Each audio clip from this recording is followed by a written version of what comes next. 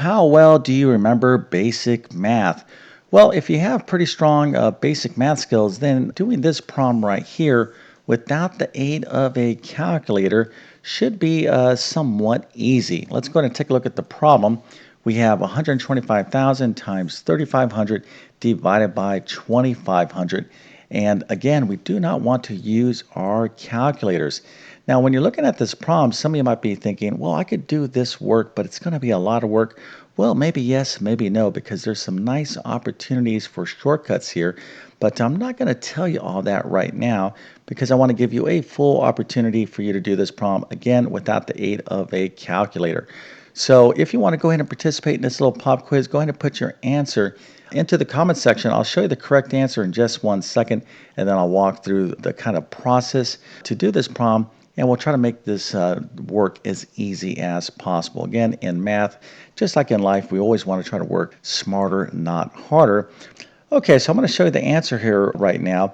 And again, if you just decide, I'm just going to go ahead and plug all this into my calculator and put that into the comment section, well, I guess that's okay, but that kind of defeats the purpose of this whole video, right? We want to kind of see how well you remember arithmetic and basic mathematics. So let's go ahead and take a look at the answer right now.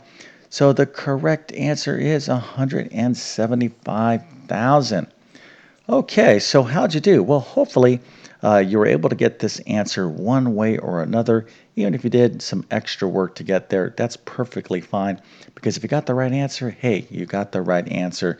And let's go ahead and celebrate by giving you a nice little happy face, an A plus, a 100%, and multiple stars.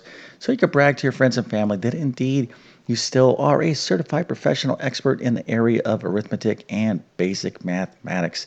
They'll be very happy to hear that. So now let's go on and kind of take a look at what we need to be thinking about when we do a problem like this. Now, obviously, we need to have basic math operation skills. We need to be able to multiply and divide. But really, the first thing you need to be thinking about in a problem like this is that there are two mathematical operations going on here. Okay, we have multiplication and division.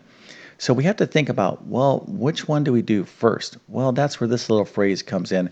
This is PEMDAS, and this is what helps us determine the correct order of mathematical operations. So in math, the things that we can do with numbers like adding, subtracting, multiplying, dividing, or taking powers, things like this, these are operations. Specifically, these are mathematical operators.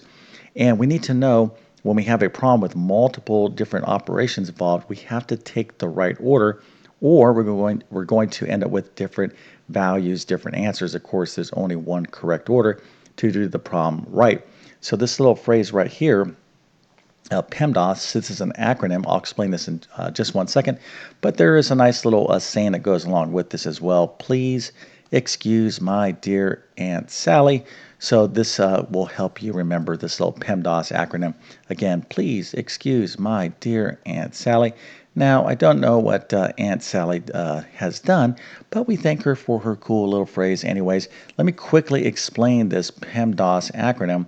And this is effectively a checklist that goes from left to right, And the P stands for parentheses. So if we see parentheses, which of course we do not here, but if we did, we would go there first. And those could be brackets like this or squiggly brackets. The P really stands for grouping symbols, notation that groups two or more numbers together. Okay, now I'm going to quickly go through this PEMDAS thing because in terms of the order of operations, you really need to do a lot more difficult problems than this, but we're going to just quickly go through it anyways. Okay, so the E stands for exponents. Really, you can think of that as power, so like 2 to the third power, like this. This little 3 right here is called the exponent. This 2 down here is called the base. This entire thing is a power. So this E really stands for exponents, but you can think of it as powers next, right? So we're kind of going through our checklist. Now the M, D, A, and S, this stands for multiplication, division, addition, and subtraction. So a lot of people think, well, I'll always do multiplication and then division and then addition and then subtraction in this strict order, but that's not the way it works. These are actually groups right here. So you'll do multiplication or division, whatever you see first from left to right. So if you see multiplication and division, you'll do in this order, or division and then multiplication, you'll do it in this order, and addition and subtraction work the same way. Now, in this particular problem, what we see first is multiplication. So we're going to do the multiplication first before the division, okay? So if you're looking at the problem like, all right, I'm going to start right here, well, that is the wrong order. Okay, so there's two things that we need to kind of, two sets of skills, if you will, that you need to have in order to do this problem.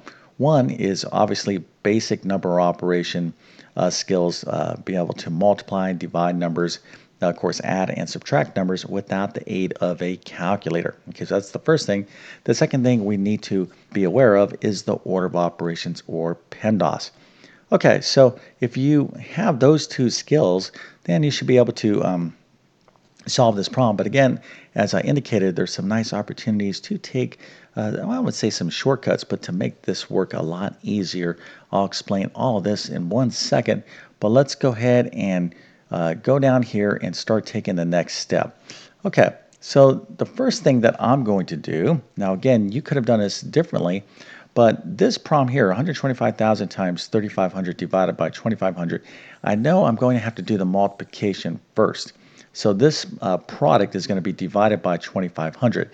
So a good way to kind of rewrite this problem is to kind of think of it as a big fraction. Okay, so we have 125,000 times 3,500, all this being divided by 2,500.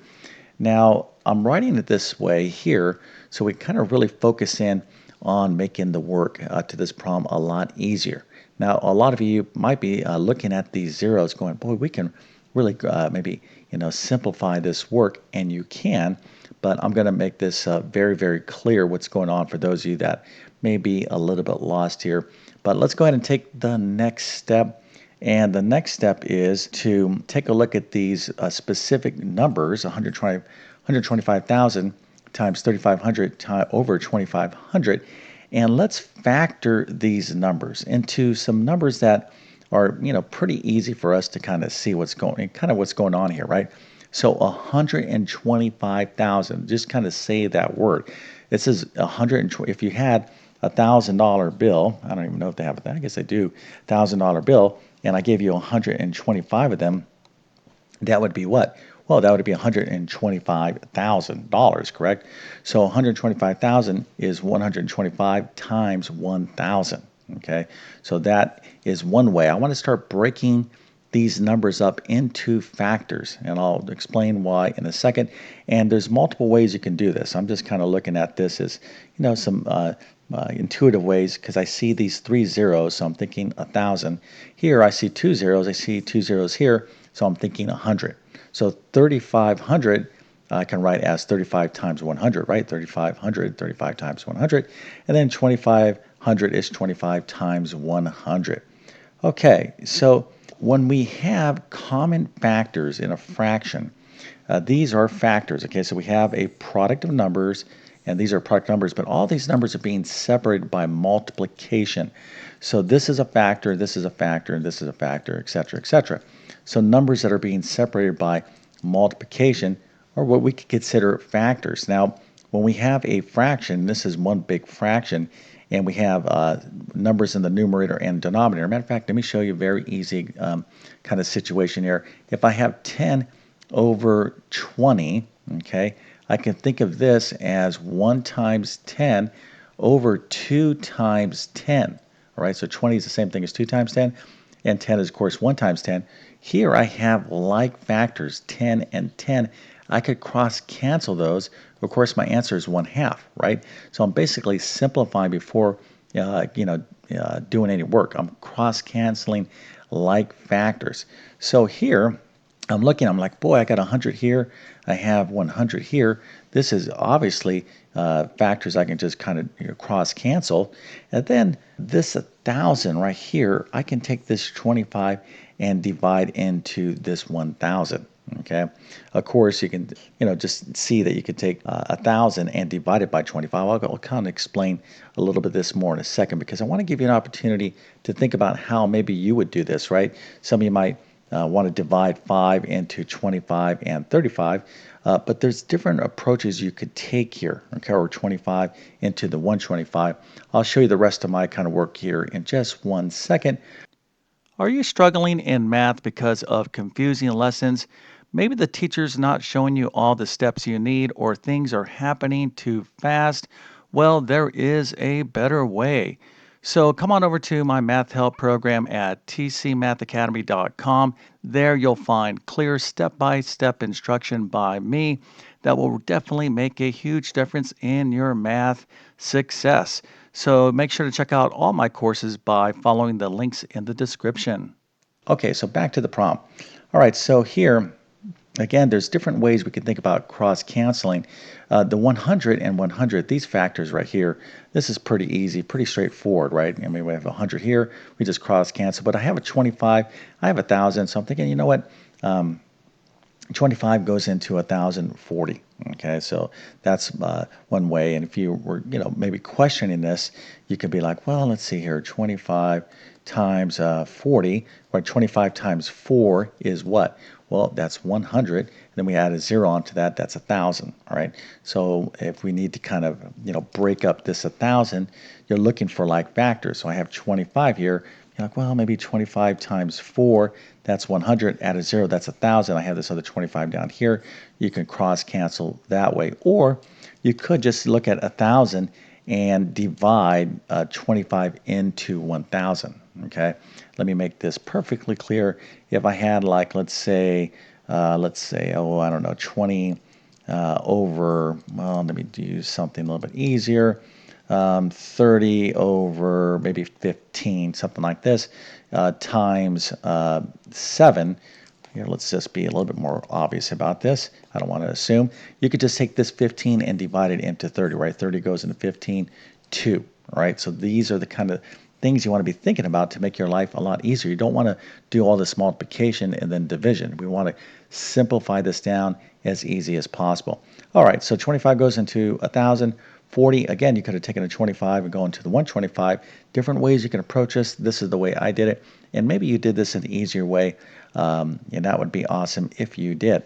Okay, so this is where I have my problem right now after simplifying all these factors. Okay, I got rid of the 100s here. I got rid of this 25 into this 1,000. So we're just left with this 125, this 40, and this 35, right? We just simply have to figure out the product of doing this. So 125 times 40 times 35, and this is where we have to kind of get in touch with our basic math skills and good old-fashioned pencil and paper number operations. Okay, so I'm going to go ahead and tackle 125 times 40, and we'll do this problem in this manner. Now, depending on how old you are or how you were taught basic multiplication by hand, this is the way I was taught this way back in the good old 1970s. It was so awesome going to school back in those days. Anyways, there was a real emphasis, and I'll just one more comment about kind of old school, those of you that are maybe in your late 40s, 50s plus, will remember there's a heavy emphasis on arithmetic, of course, handwriting, cursive writing, because we just didn't have that technology. You really had to be good at hand arithmetic. But as time has progressed on and there's so much technology, computers, we get away from these kind of basic skills. So there's different ways you can have learned how to multiply numbers. So here is, this should hopefully look familiar to a lot of you out there. So it's 0. I'm starting here in this placeholder. I'm not going to explain this, but I'll just quickly go through it because this would be a whole separate class in and of itself. So it's 0 times, I'm going this way, 0 times 5 is 0, 0 times 2, 0, 0 times 1 is 0. So I'm putting all that right here, 0, 0, 0. Then I'm moving over to this 4 and going 4 times 5, that's 20. So I'm thinking, okay, 20, I have to put that 0 there, carry the 2. 4 times 2 is 8, add 2, that's 10. So that's a 0 there, add 1. 4 times 1 is 4, plus 1 is 5, put my 5 there. Now I have all my numbers here. And of course, I'm kind of informally explaining this, and I'm going to add down in a column manner, and I get my 5,000. All right. So if you are a little bit lost with basic, number operations, what I just did there, let me suggest a great little mini course. You'll find it in the description of this video. It's called my Math Foundations course. It's like a little 3-chapter mini boot camp for basic mathematics. So if you forgot all this stuff, check that course out. That'll really help you out. And that is a great starting point for those of you who want to get back into math, especially into like algebra and beyond. Make sure you have strong arithmetic skills first. Okay, so we have 5,000. That's the answer for 125 times 40, right? I guess I could put a little multiplication operator there. Okay, so we figured out 125 times 40 is 5,000. So now we have to take 5,000 and multiply by that 35, and we'll get the right answer. So I'm going to do this problem a little bit kind of different way. And probably a lot of you didn't use this method, and that's okay. What I did here is use the distributive property. Okay, so I'm thinking, I got 5,000 times 35. So this is a kind of a nice shortcut that you should always keep in mind when you're dealing with multiplication. The distributive property formally in kind of algebra is A times B plus C is equal to AB plus AC. Now that may not mean anything to you, but effectively what we can do is take a number that we're multiplying one number times another number. We could take this number and break it up into kind of any kind of sum or difference. So I'm taking 35. I'm going to think of it as 30 plus 5 because 30 is a nice, easy number for me to multiply 5,000 by. Okay, so I'm thinking 5 times 3 is 15, and 5 times 3 is 15. 5,000 times 3 is 15,000, but I got a 0 here, right? So 5,000 times 30 would be 150,000. So using a distributive property will make our life a lot easier. So right here, I'm going to take this 5,000, I'm going to multiply it by 30. So 5,000 times 30 is 150,000. Then I'm going to take this 5,000 and multiply it by 5, and 5 times 5 is 25. So you're thinking, okay, 5,000 times 5 is 25,000. So 5,000 times 35 is the same thing as 5,000 times 30 plus 5. And of course, that is the same thing as 150,000 plus 25,000. And this is very easy to add up. I got my 150 and my 25. I got 175,000.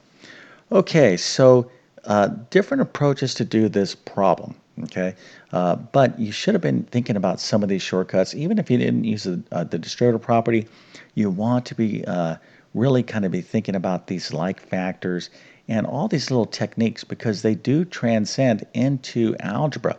Okay, and algebra is nothing more when you're working with variables in algebra like x and y. These are nothing more than numbers. Okay, you cannot forget your basic arithmetic skills when you're in more advanced mathematics. And if you don't practice these skills from time to time, they will get a little bit rusty, and then you'll kind of have to kind of relearn them. So, the purpose of these little videos for me to you is, hey, let's go ahead and see how well you remember this stuff. But anyways, hopefully you enjoyed this video. If that's the case, don't forget to like and subscribe. And with that being said, I definitely wish you all the best in your mathematics adventures. Thank you for your time and have a great day.